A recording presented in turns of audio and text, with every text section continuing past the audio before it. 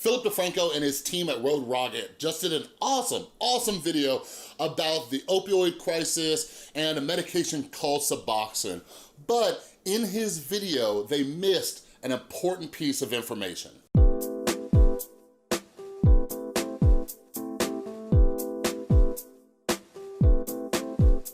What is up, everybody? This is Chris from The Rewired Soul, where we talk about the problem, but focus on the solution. And if you're new to my channel, what I like to do is take a look at what's happening in the YouTube community, pop culture, or in the news, and try to see what lessons we can learn from them. So if you're into that stuff, make sure you subscribe and ring that notification bell. And while you're at it, make sure you're following me over on social media at The Rewired Soul on Instagram and Twitter. I post all sorts of updates. I love interacting with all of you lovely people out there. So you get updates about the brand new podcast and other projects I'm working on and all that. So make sure you're following me at The Rewired Soul. All right, but anyways, let's just jump into it, baby. So Philip DeFranco, absolutely love him. I found him a couple years ago, and I love just seeing how he's expanding what he's doing. And most recently, they started taking deep dives into specific topics. And one thing that I love about Philip DeFranco is obviously he talks about very important subjects, but he shed some light on the opioid crisis. And this is very, very important for people like me or people who are struggling like I used to. And what I mean by that is I am a recovering opioid addict, all right? My clean date is June 23rd, 2012. I was addicted to prescription opioids, all right? So this video is not to throw shade at Philip DeFranco or his team, but as I was watching his video, which is a very, very important video, and I learned a lot, but as I was watching it, I'm like, this kind of, it misses something. It doesn't talk about another issue that recovering opioid addicts are dealing with, and it's a very real issue. So anyways, just to kind of summarize Philip DeFranco's video, I'll link it down in the description below, but basically there's a medication called Suboxone, okay? Suboxone is a medication that helps people who are dealing with opioid withdrawal, okay? What happens is, basically, I'm not a neuroscientist or anything, but basically the way Suboxone works is opioid withdrawal happens because you have been occupying the opioid receptors in your brain for so long by abusing drugs like prescription opioids or heroin or whatever it is. Now, once those receptors are then vacant, what happens is your neurotransmitters in your brain, they just start misfiring and going crazy, and it causes a lot of very harsh symptoms, okay? And this is something that I went through. I went through a cold turkey detox, which I do not suggest to anybody, all right? Always try to get help, whether it's through a detox center or an addiction treatment center that has detox, or just, you know, an outpatient detox facility. But anyways, your brain starts misfiring, and basically what Suboxone does is it tricks the brain into thinking that you're still using the drug, all right? So it minimizes the symptoms.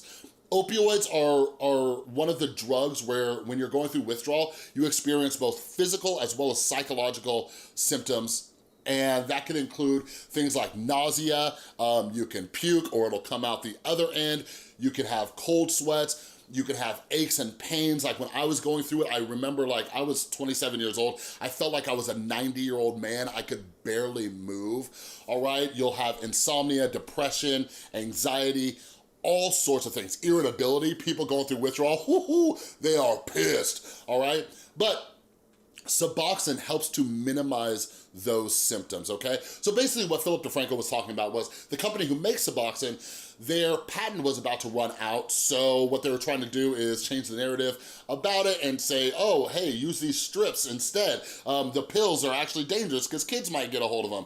And it's a whole kerfuffle, all right? So make sure you check out Philip DeFranco's video down there. So again, I am all for Suboxone. I am all for Suboxone, baby girl. And something about my story, the only reason I went through a cold turkey detox was because I am an idiot, and I hope this is a lesson to all of you out there. I'm an idiot, and I lied to the doctor about how much I was actually abusing the drugs. So he was like, oh, okay, well, you shouldn't really experience too much withdrawal. You don't need Suboxone. But I lied to him, and I was using a lot more than I said, so I did this cold turkey brutal detox. Like, no joke, when I called the doctor up and I was in all this pain and the other guys in my sober living were using Suboxone and stuff like that, I called him up, I'm like, dude, I lied, I'm going through withdrawal now, can you please give me some Suboxone? And this doctor, bless his heart, this dude being a hard ass really saved my life. But anyways, He was like, well, guess you shouldn't have lied, click. So it was a week of agony and pain. But the thing I wanna talk about, which wasn't discussed in the Philip DeFranco video, is short-term versus long-term Suboxone maintenance, all right? So when we are struggling with drugs or alcohol, one of our issues is that we are dependent on a substance, okay? This substance becomes our master. We are the slave to that substance, whether it's alcohol, whether it's drugs. It's not just opioids, whether it's cocaine, meth, whatever it is, we become a slave to that substance. And me and many others, like when we want to start a new life, we wanna be free. Like we're tired of being the slave to something, all right? And again, I am not knocking Suboxone, but it's important to talk about short-term versus long-term Suboxone use, because here's the issue. Long-term Suboxone can create symptoms of withdrawal. So for people who are just using this as a replacement drug, all they are doing is prolonging the pain they'll eventually have to endure unless they're going to use it for the rest of their life. Personally, and again, I am not a doctor, but I worked in an addiction treatment center for 3 years. We had a detox level of care there. I have had my own experience, and I have many friends who have gone through opioid withdrawal, all right? And all of my friends who have been through long-term Suboxone maintenance, they all wish that they had not done it, okay? Because they developed a dependence and like maybe they were on it for 6 months and then they started experiencing all the symptoms of withdrawal as well. Like, and here's the thing, although Suboxone is not an opioid, what it's doing is it's tricking the brain, it's occupying those same receptors that we talked about in order to trick the brain. So once those receptors become vacant again and you've built up this dependency, you go through withdrawal all over again. So my recommendation, all right, and the recommendation of pretty much any accredited addiction treatment center out there is short-term Suboxone detox, okay? And typically what that means is 1 to 2 weeks, and it is a taper. So what a taper is they start you off on a high dosage, and as time goes on, they taper you off. And this is the best way to get off of opioids, all right? And again, this is my opinion, like, us drug addicts and alcoholics, we have spent an entire lifetime of avoiding pain. We avoid discomfort in any way possible, and it has turned into an addiction, right?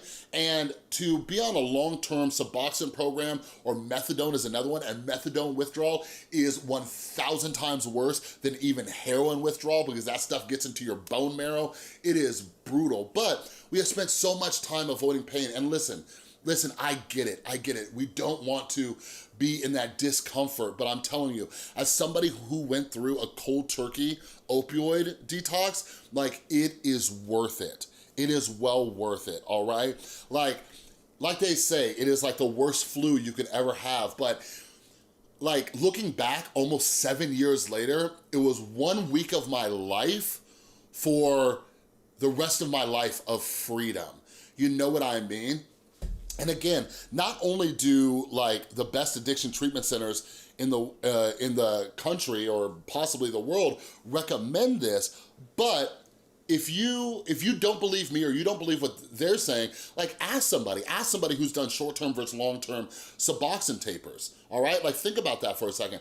And like what was interesting about the Philip DeFranco video was they're talking about how this company is trying to keep all the Suboxone patients to themselves, but I think the overall conversation that we should be having is how we got into this mess of the opioid epidemic from doctors peddling pills to everybody, but now they are profiting off of the pain people are going to. And if you think about it, they are more incentivized to keep you or anybody you know on Suboxone longer because it keeps bringing money into them. And that's just something to think about. All right, but I'm telling you right now, as somebody in recovery from addiction, there is no better feeling.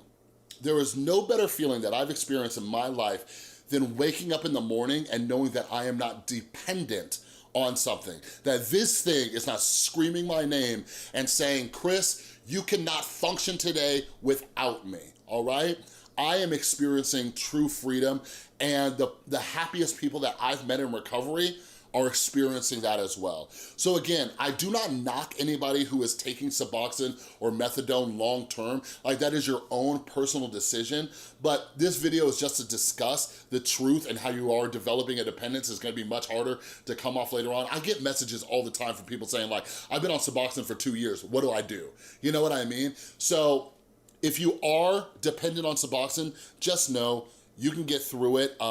There are some great tips on how to overcome that withdrawal, all right? But you can get off of it, or if you're somebody dealing with an opioid addiction or know somebody who's dealing with an opioid addiction, just take this into consideration. So, because some doctors, the second you walk in there, they'll recommend a 6-month Suboxone maintenance program. And I would say, challenge them and ask them, say, okay, is it possible that I can do like a 1 to 2 week taper, okay? I guarantee you will thank me later, all right? But anyways, if you're somebody who has been on Suboxone before, let me know your experiences down in the comments below. Let me know how long you were on it, what the withdrawal was like, and all that stuff, all right? But anyways, that's all I got for this video. If you like this video, please give it a thumbs up. If you're new, make sure you subscribe and ring that notification bell, because I make a ton of videos. And don't forget to follow me over on Instagram and Twitter at The Rewired Soul. And before I take off, a huge thank you to everybody supporting the channel over on Patreon. You are all amazing. And if you would like to support what I'm doing here on this channel and get some other perks and benefits, like our monthly Q&A and getting your name in the credits, click or tap right there, all right? Thanks again so much for watching. I'll see you next time.